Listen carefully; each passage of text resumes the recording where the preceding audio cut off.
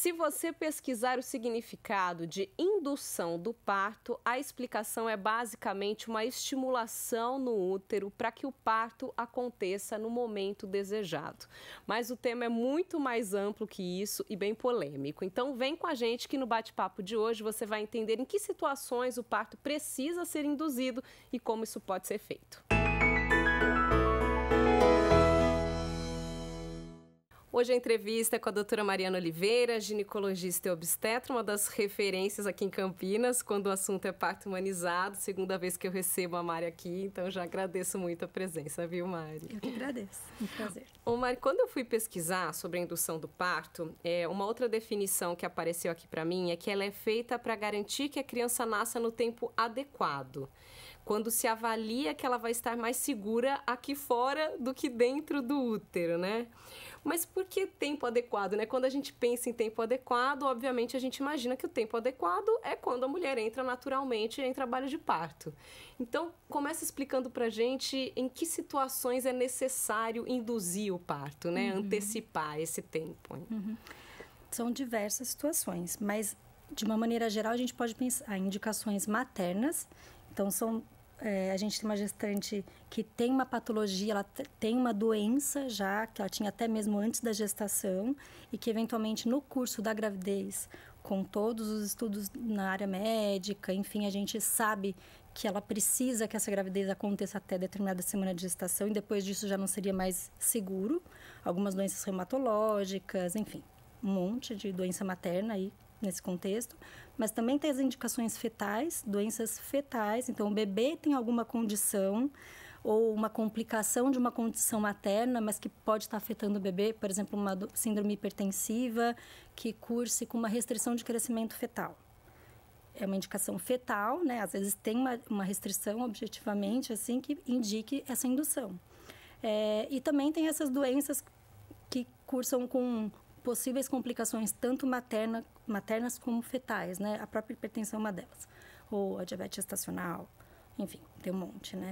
Então, a gente tem que pensar nesse contexto, assim, quando a natureza está indo tudo bem, realmente, essa mulher vai parir no tempo ideal.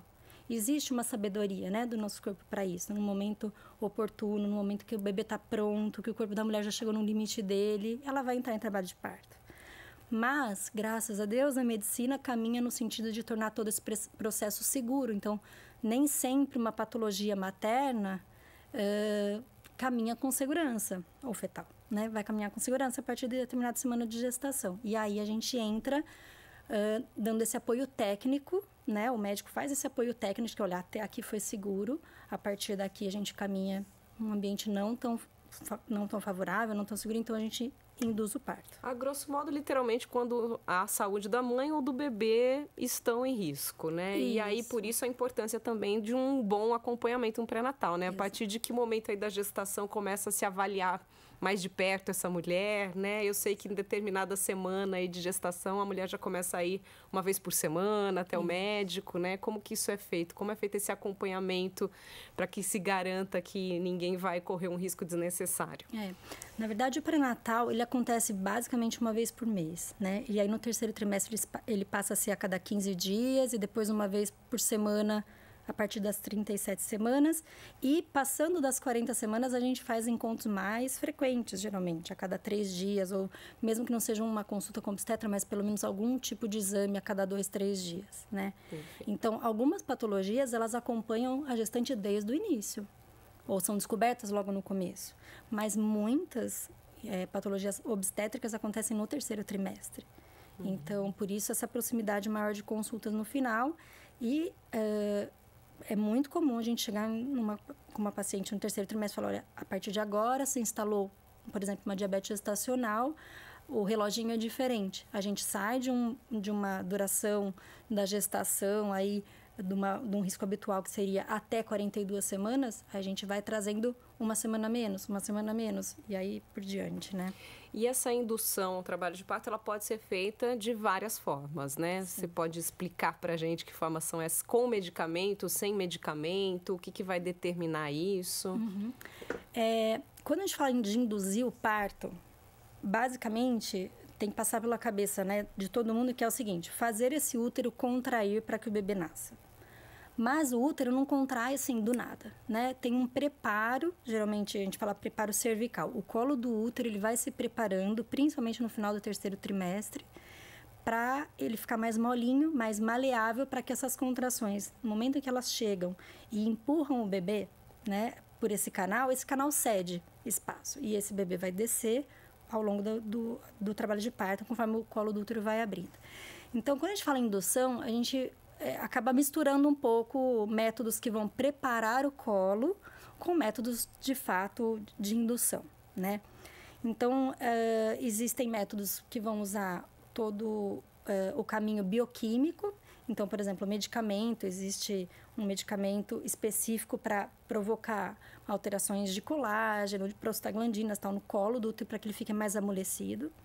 Mas, à medida que ele vai atuando ali nesse colo, o organismo da mulher também vai percebendo que tem alguma coisa acontecendo e você propicia que outras vias que desencadeiam o trabalho de parto também, tem alguma coisa acontecendo. Elas vão sendo acionadas e esse trabalho de parto, a ocitocina natural da mulher vai agindo e ela começa a entrar em trabalho de parto.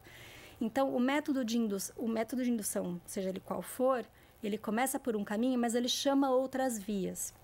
Então, o método bioquímico, que seria o do misoprostol, ele ativa modificações no colo do útero, de preparo do colo, mas rapidinho essa mulher começa a ter contração. Se ela não tiver contração, a gente usa o apoio de uma ocitocina, que é um outro método bioquímico.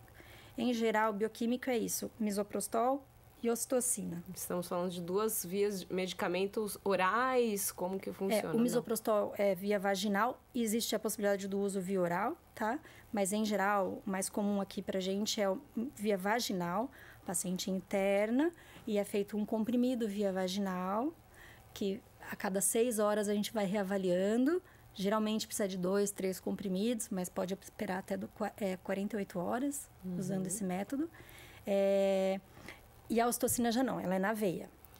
Antes de engravidar, eu só tinha ouvido falar da ocitocina, né? A ocitocina já é mais conhecida até do público mais leigo, que seria um hormônio que a mulher produz naturalmente, mas a gente tem ele aí na forma sintética, que seria assim na veia, né? Isso. E até as mulheres sentem um pouco de medo, porque não sei se é verdade ou não, você já até aproveita e conta isso pra gente, mas o que as mulheres escutam muito é que é uma dor muito maior, que vai doer mais, né? Se tiver que entrar aí com a ocitocina, porque as contrações começam do nada.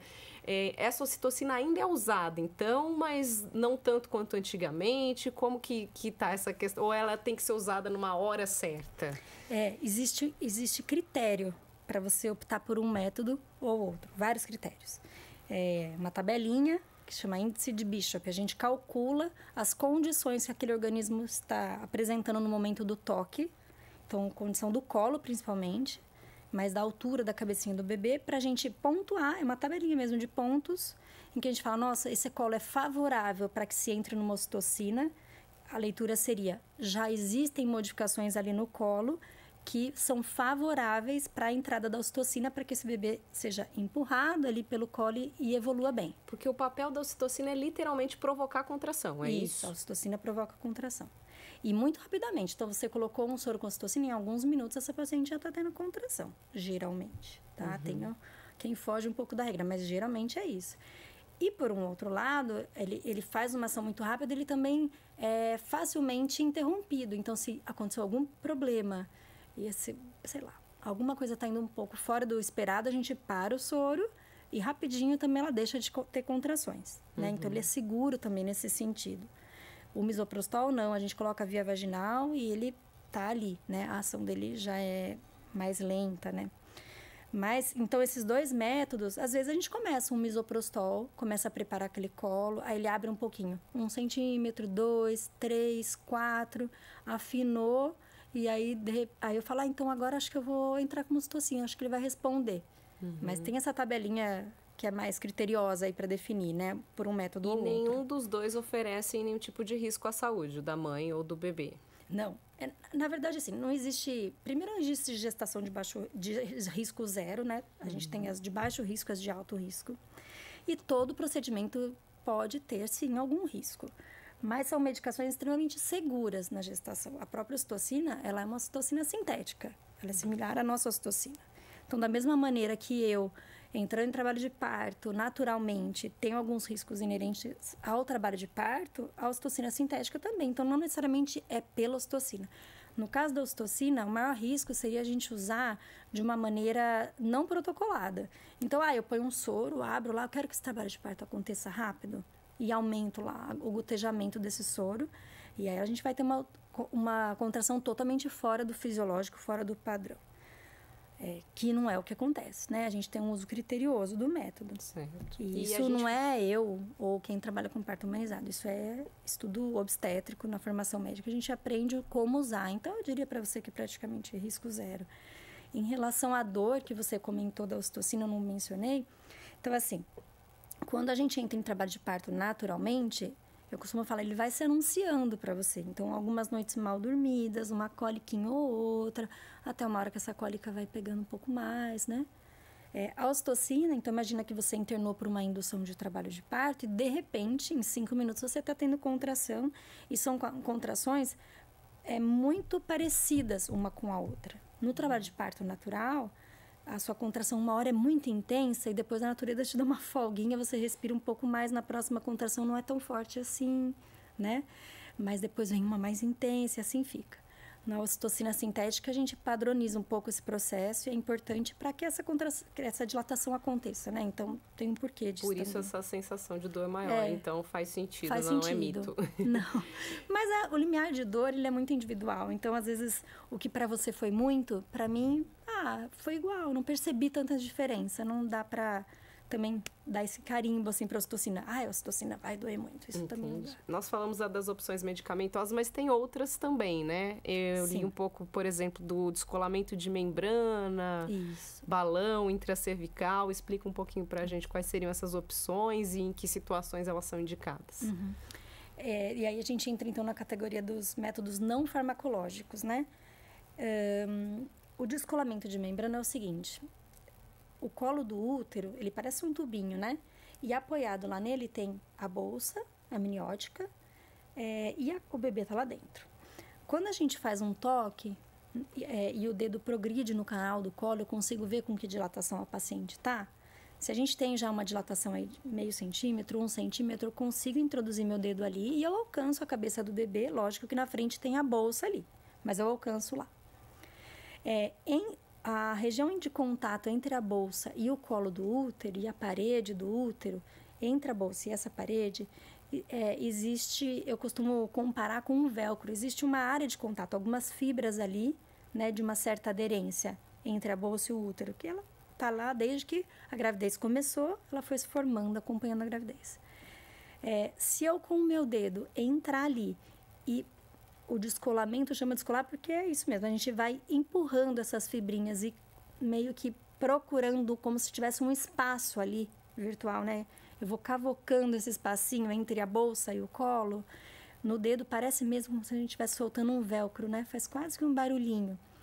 Esse processo dá um start assim para o útero de opa, tem uma cabecinha querendo passar aqui, digamos, né? Algumas substâncias são liberadas ali e a gente provoca alterações bioquímicas a partir de um método mecânico. Então, só com o meu dedo... Seria um método mais natural, a gente pode dizer assim. Acho que sim. Mais natural, é menos invasivo, talvez, né? Porque a gente faz isso no consultório, de manhã, a paciente vai para casa dela e a gente vê um pouco o efeito do descolamento. E o balão, o que seria? O balão, ele é o mesmo raciocínio do descolamento. O dedo vai lá e empurra um pouquinho essas fibras, o balão também vai provocar isso. É literalmente um balão? Explica pra gente, como se fosse uma bexiguinha, assim? Isso. Ou não? A gente usa uma sonda uretral. Quem fez cesárea sabe, é a mesma sonda que a gente passa no canal da urina para uma cesárea ou para qualquer outro tipo de cirurgia que o paciente não vai poder urinar nas próximas horas. Só que ao invés de passar no canal da urina, a gente passa dentro da vagina.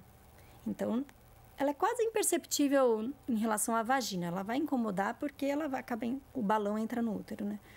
Mas na vagina a gente não percebe muita coisa. Fica essa sondinha. Lá na ponta dessa sonda tem como se fosse uma bexiguinha, né?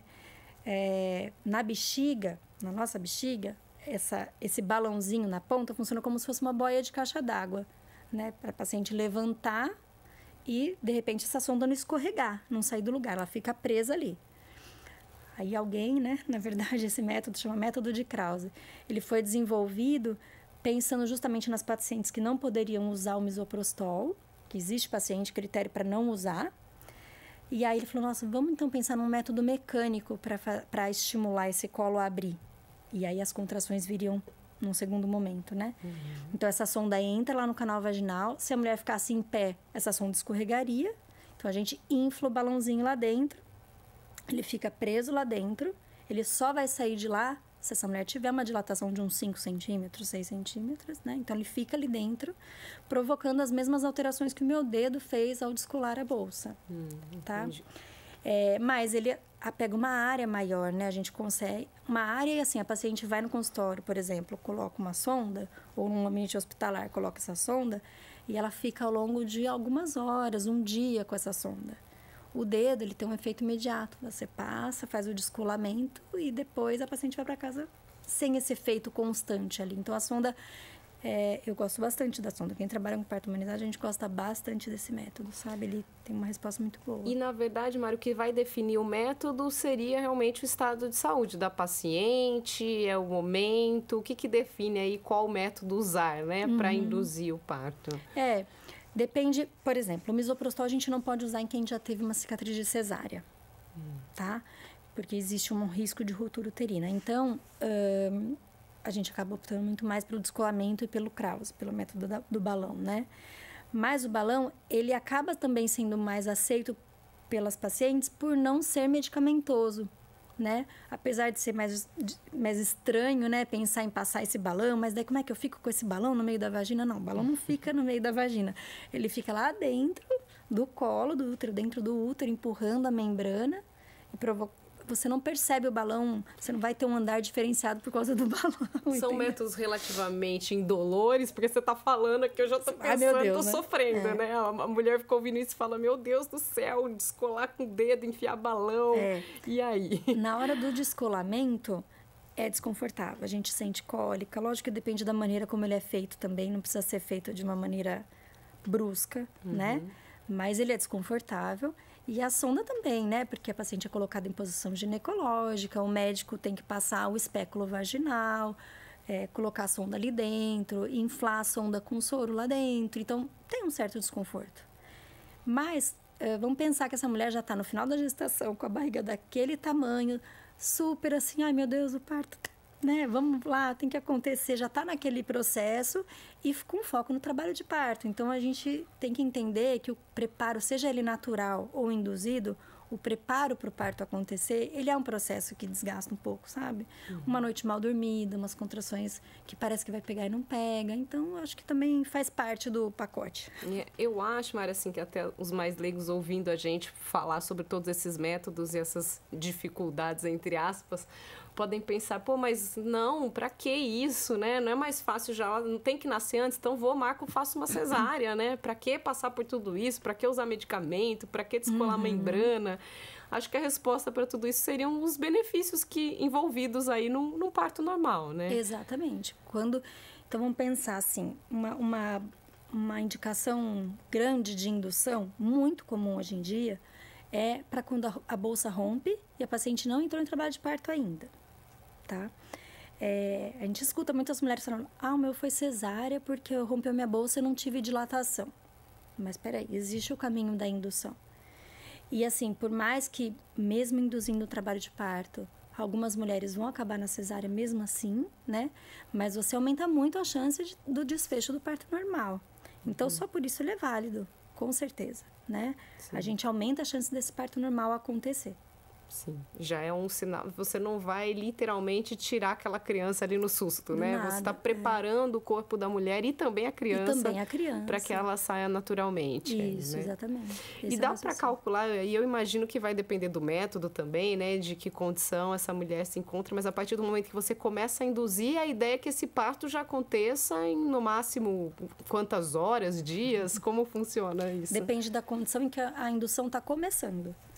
Então, se você começa uma indução com a paciente já com uns 4 centímetros, mas sem contração, é possível? É possível, né? E aí você talvez já vá direto para uma ocitocina. Mas não, essa paciente está com a bolsa rompeu, a gente chama isso de bolsa rota, com 1 centímetro. Vou começar com misoprostol. É um processo que pode levar até 48 horas para começar o trabalho de parto. E aí o parto ainda vai acontecer no outro dia. E aí é muito interessante porque eu tive uma vez uma paciente que a mãe dela falava assim, durante o trabalho de parto, a mãe dela falava assim, nenhuma mulher grávida em trabalho de parto vê a luz do outro dia. Tinha uma expressão para isso, eu não me lembro. Querendo dizer assim, mas virou a noite e não nasceu ainda? Virou a noite e não nasceu. E foi um parto lindo, ótimo, maravilhoso, quase 3 dias depois. Nossa, do processo ter começado. Então, quer dizer que essa mulher ficou 3 dias sofrendo de dor? Não, não quer dizer isso. Mas para começarem as contrações, às vezes a gente passa 24 horas.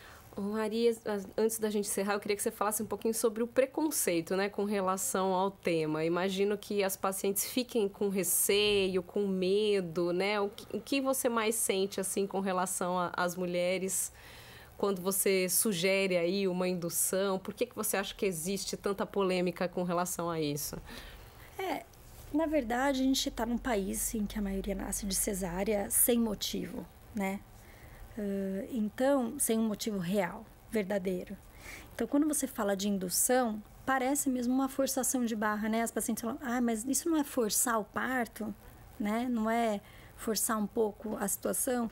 E então, você tem que desconstruir essa ideia para que as pacientes entendam que é mais um recurso favorável ao parto normal.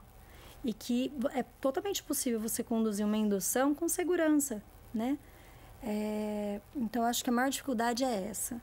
Quem está te procurando para um parto normal tem uma abertura para isso, para essa conversa, né? Sim. Então, também não é um bicho de 7 cabeças. Acho que é mais, às vezes, a família que não está indo ali no pré-natal todo mês e fica na expectativa. As gerações passadas, né? Elas têm uma ideia de que a cesárea era o melhor, né?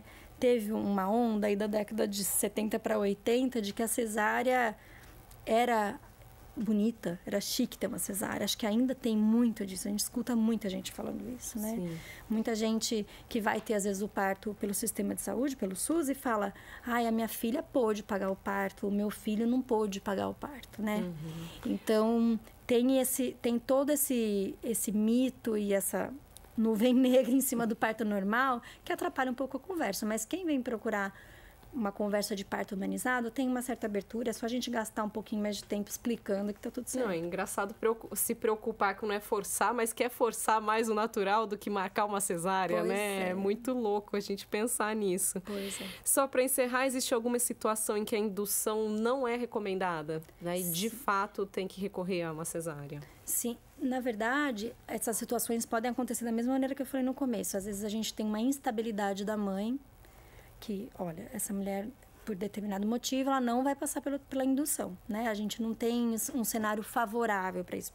Vou usar uma situação extrema. Às vezes a paciente está tendo as crises de eclâmpsia, né? As crises convulsivas da eclâmpsia, crises reentrantes, que você não tem situação materna estável para ela partir para uma indução. Mas uma pré-eclâmpsia controlada, até mesmo uma iminência de eclâmpsia pode sim passar por um processo de indução, uma ocitocina, enfim, né? Depende muito do caso a caso, né? Sim, são só casos mais extremos mesmo. Então. Exatamente. Então, toda vez que uma paciente chega para mim e fala assim, é que eu não dilatei, eu sempre já tenho aquele olhar, aquele ouvido crítico assim, mas ela passou pela indução? E aí, quando ela vem me contar a história, a maioria não passou pela indução. Então, o processo de indução é um processo trabalhoso. Ele exige muito a vontade da família, mas também a vontade do médico de passar por isso. Envolve, geralmente, outros profissionais, sejam profissionais particulares ou profissionais do hospital. A enfermeira obstétrica entra muito, né, para ajudar o médico nesse processo. Eu não tenho condição de ficar 3 dias num hospital. Então, quem vai me auxiliar nisso? Eu tenho uma enfermeira na equipe, ou tenho uma enfermeira do hospital disposta para isso, né, para essa ação. Então, a gente tem que incorporar outras pessoas e fazer essa força-tarefa. E aí, quando engrena, ele vai muito bem o trabalho de parto e é muito legal depois a gente ter tido o desfecho do parto normal, né? Perfeito, Mari. Acho que demos o recado aqui, né, para que o pessoal acabe um pouquinho com esse medo, né, com esse preconceito desnecessário. Então, mais uma vez, muito obrigada aqui pela presença. Eu que agradeço, Lara.